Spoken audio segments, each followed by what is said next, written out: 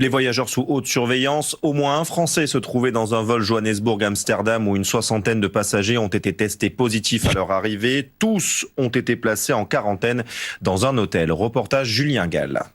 Anatole Kramer est un homme d'affaires en voyage professionnel.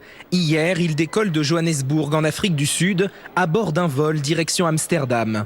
Mais une fois arrivé dans la capitale néerlandaise, les autorités des Pays-Bas interdisent aux passagers, qui avaient tous présenté un test négatif de moins de 72 heures, de débarquer. Débute alors pour Anatole et 600 passagers issus de 2 vols venant d'Afrique du Sud, une attente de 6 heures dans l'avion avant d'être emmenés en bus vers des salles d'attente de l'aéroport pour être testés.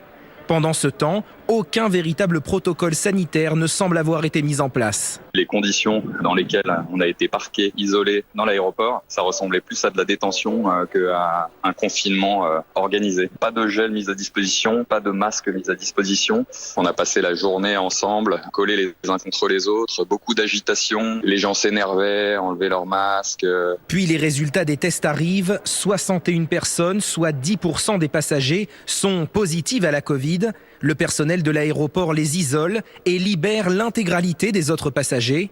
Anatole Kramer, qui est négatif, craint d'avoir été contaminé. Je suis moi-même très inquiet parce que j'ai vu des gens qui ont été déclarés positifs, avec qui j'ai discuté, des gens qui étaient agités et qui m'ont postillonné dessus. C'est une bombe à retardement, une bombe à déflagration qui pourrait se disséminer dans l'ensemble de l'Europe. Ouais. Les autorités indiquent que les voyageurs positifs sont isolés pour 7 jours dans un hôtel à proximité de l'aéroport d'Amsterdam. Les voyageurs négatifs, eux, doivent respecter une quarantaine de 5 jours à leur domicile. Une question reste en suspens, évidemment. Est-ce que les vaccins sont efficaces contre ce variant ? Le laboratoire Moderna a d'ores et déjà annoncé son intention de développer une dose de rappel spécifique pour le variant Omicron. Pfizer se donne 2 semaines pour éventuellement adapter sa formule. Julien Gall. Face au variant Omicron, les laboratoires développent des stratégies médicales pour pouvoir proposer une adaptation de leur vaccin. Contacté par téléphone, le président des laboratoires Moderna, Stéphane Bancel, fixe un objectif, 60 jours pour un test en clinique et 30 jours pour obtenir la validation du régulateur.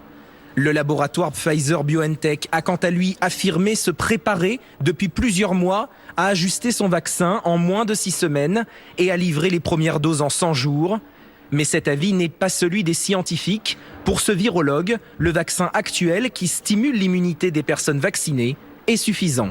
Le vaccin, actuellement, c'est une cuirasse très efficace contre les formes graves de la Covid. On s'immunise non seulement contre ce variant, mais surtout on s'immunise contre énormément de composants que ce variant va partager avec tous les autres virus. Les protéines de N, M et une trentaine d'autres gènes. Et il se trouve que cette infection, cette immunité naturelle est plus durable et plus générale contre tous les variants. Selon l'Organisation mondiale de la santé, il faut plusieurs semaines pour comprendre le niveau de transmissibilité et de virulence d'un nouveau variant, fixer la date de la sortie d'un nouveau vaccin et, selon l'OMS, prématuré.